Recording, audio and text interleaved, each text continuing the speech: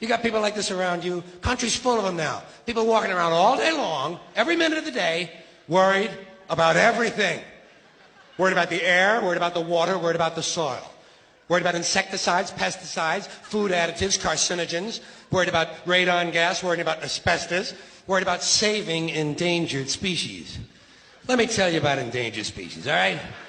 Saving endangered species is just one more arrogant attempt by humans to control nature. It's arrogant meddling. It's what got us in trouble in the first place. Doesn't anybody understand that? Interfering with nature.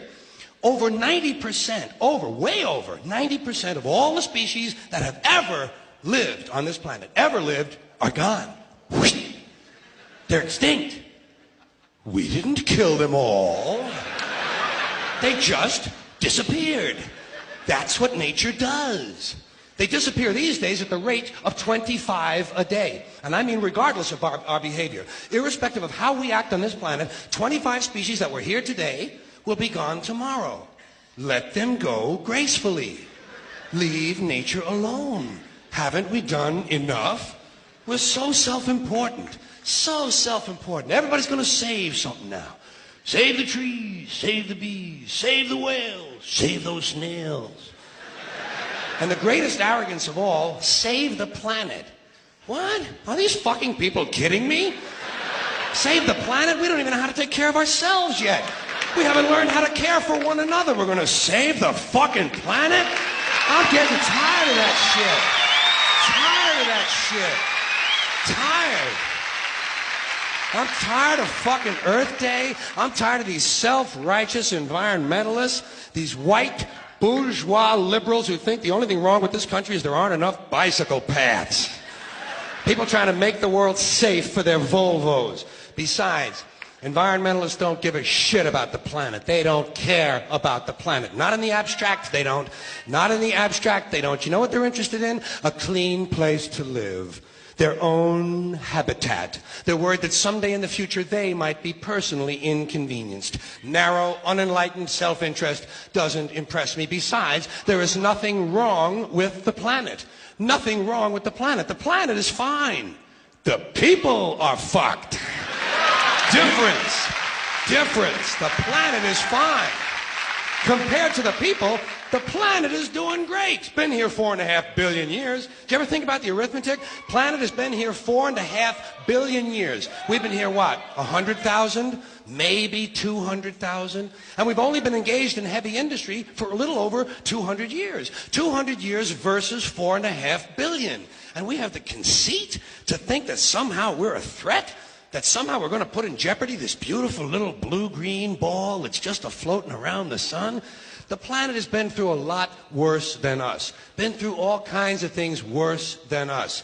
Been through earthquakes, volcanoes, plate tectonics, continental drift, solar flares, sunspots, magnetic storms, the magnetic reversal of the poles, hundreds of thousands of years of bombardment by comets and asteroids and meteors, worldwide floods, tidal waves, worldwide fires, erosion, cosmic rays, recurring ice ages, and we think some plastic bags and some aluminum cans are going to make a difference? The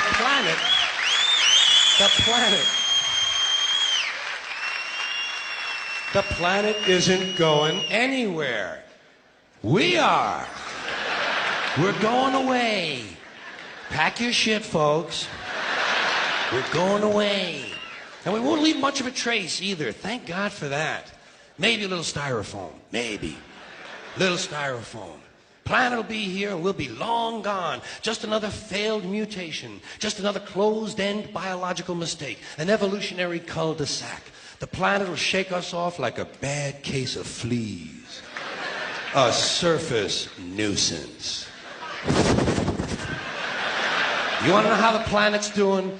Ask those people at Pompeii who are frozen into position from volcanic ash how the planet's doing. Want to know if the planet's all right? Ask those people in Mexico City or Armenia or 100 other places buried under thousands of tons of earthquake rubble if they feel like a threat to the planet this week.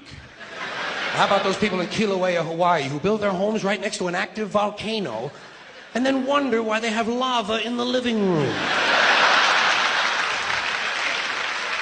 The planet will be here for a long, long, long time after we're gone, and it will heal itself, it will cleanse itself, because that's what it does. It's a self-correcting system. The air and the water will recover, the earth will be renewed, and if it's true that plastic is not degradable, well, the planet will simply incorporate plastic into a new paradigm, the earth plus plastic. The earth doesn't share our prejudice towards plastic. Plastic came out of the earth. The earth probably sees plastic as just another one of its children.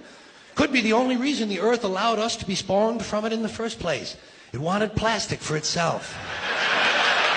Didn't know how to make it. Needed us. Could be the answer to our age-old philosophical question, why are we here? Plastic. Assholes. So, the plastic is here, our job is done, we can be phased out now, and I think that's really started already, don't you? I mean, to be fair, the planet probably sees us as a mild threat, something to be dealt with, and I'm sure the planet will defend itself in the manner of a large organism, like a beehive or an ant colony can muster a defense. I'm sure the planet will think of something. What would you do if you were the planet trying to defend against this pesky, troublesome species? Let's see, what might... viruses. Viruses might be good. They seem vulnerable to viruses. And viruses are tricky, always mutating and forming new strains whenever a vaccine is developed. Perhaps this first virus could be one that compromises the immune system of these creatures. Perhaps a human immunodeficiency virus, making them vulnerable to all sorts of other diseases and infections that might come along. And maybe it could be spread sexually, making them a little reluctant to engage in the act of reproduction. Well, that's a poetic note. And it's a start. And I can dream, can't I? See, I don't worry about the little things. Bees, trees, whales, snails.